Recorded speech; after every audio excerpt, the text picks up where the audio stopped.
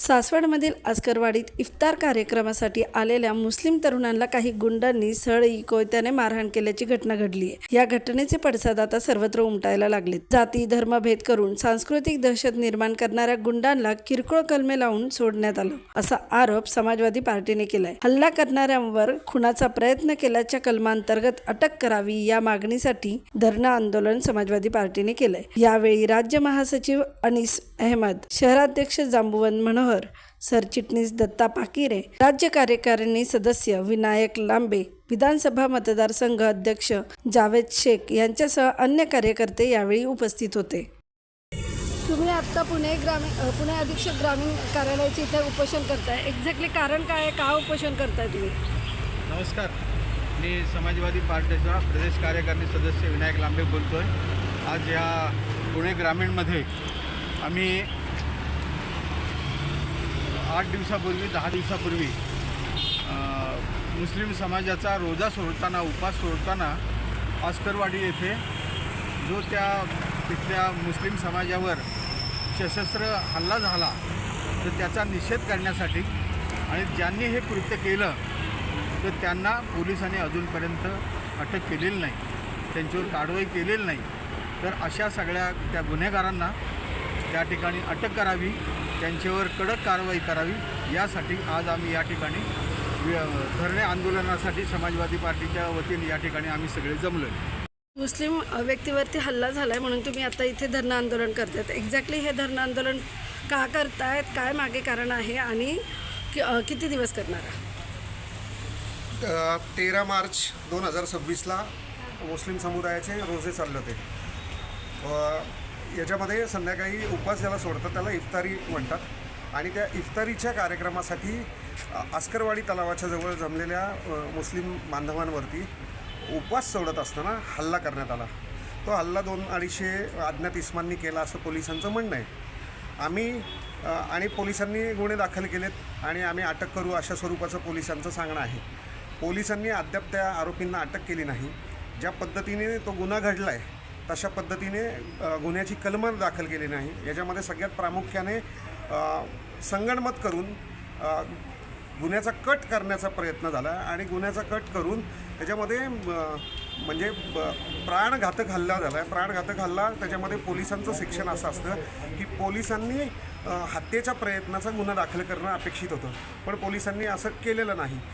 गेले अनेक वर्ष सामाजिक चळवळीमध्ये, राजकीय पक्षामध्ये काम करत असताना 200-250 लोकांचा जेव्हा मॉब गोळा होतो तर याला खूप मोठं कट कारस्थान लागतं आणि याच्यामध्ये जे पोलिसांचं जे लोकल जे IB असते म्हणजे गुप्त वार्ता विभाग यांच्याकडनं सुद्धा मोठं गंभीर दुर्लक्ष झालेलं आहे आणि या मागणीसाठी समाजवादी पक्षाच्या वतीने आजपासून धरणे आंदोलन करण्यात येणार आहे आणि हे धरणे आंदोलन बेमुदत स्वरूपाचं असेल। आमची मागणी आहे की या गुन्ह्यामध्ये प्राणघातक हल्ला केल्यामुळे ते गुन्हे गंभीर स्वरूपाचे असल्या कारणाने जीवे मारण्याचा प्रयत्न हा गुन्हा दाखल व्हावा।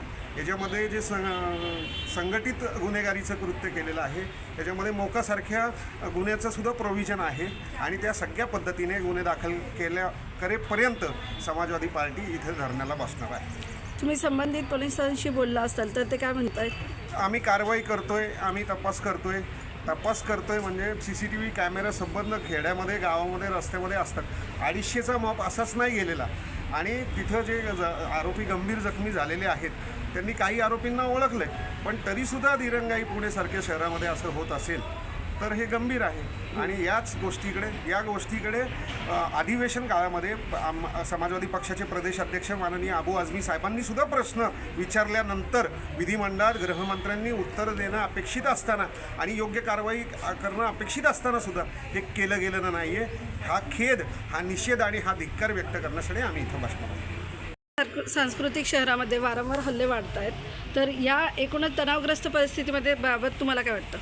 या संपूर्ण परिस्थितीमध्ये पुण्यातलं आणि पुणे शहरातलं नाहीतर एकूणच महाराष्ट्रातलं वातावरण खराब करण्याचं काम जे राजकीय सत्तेवर असलेले पक्ष आहेत हे ते भारतीय जनता पार्टी असतील किंवा आणखी अन्य पक्ष असतील यांनी हे वातावरण कलुषित करण्याचं काम सातत्यानं होत आहे. उदाहरणार्थ पुण्याच्या राज्यसभेच्या खासदार त्या राज्यसभेच्या खासदार कशासाठी आहेत तर वेगवेगळे प्रश्न मांडण्यासाठी आणि शांतता आणि वेगवेगळे सांस्कृतिक शहर म्हणून पुण्याची ओळख आहे ते चांगल्या पद्धतीने ठेवण्याची खरं त्यांची जबाबदारी आहे. परंतु ते वेगवेगळ्या पद्धतीनं वेगवेगळे मुद्दे करून काढत आहेत आणि पुणे शहरामध्ये पुणे शहर असेल महाराष्ट्र असेल वेगळ्या पद्धतीनं या मॉब लिचिंगचा प्रकार असेल किंवा आता ही अक्सरवाडीची घटना असेल अशा घटनेमुळे तुम्ही समाजामध्ये एका समाजाला भीतीखाली दाबून ठेवण्याचं काम खऱ्या अर्थानं इथले राजकीय किंवा सत्ताधारी करत आहेत आणि त्याला कुठंतरी आळा बसला पाहिजे. म्हणून आमच्या अबू आझमी साहेबांनी विधानसभेत प्रश्न विचारला आहे. खरं तर विधानसभेत तारांकित प्रश्न विचारल्यानंतर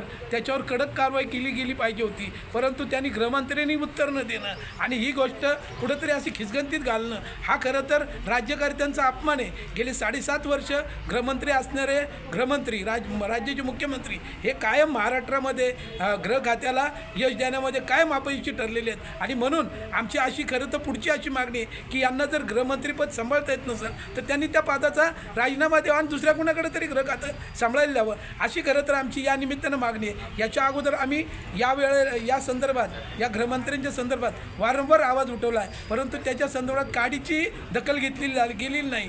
बरं तुम्ही राज्यकर्ते असताना तुम्ही महाराष्ट्राला चांगलं प्रशासन सुप्रशासन देणं गरजेचं आहे. पुण्याची महाराष्ट्राची सांस्कृतिक ओळख जपण्याची गरज आहे परंतु तुम्ही काय करताय तर तुम्ही जे काय असे उद्योग करणारे आहेत राजकीय म्हणजे सामाजिक तणाव निर्माण करणारे किंवा वेगवेगळ्या पद्धतीनं करणारे म्हणजे आता मध्यंतरी परवा दिवशी घडलेली जी घटना आहे खरातची त्या संदर्भात आता का नाही बोलत हे जे दुसरे जे भारतीय जनता पार्टीचे 4-5 आमदार आहेत हे का बोलत नाहीत हे का गप्प बसलेले आहेत याच्या संदर्भात त्यांचा काय आवाज नसतो.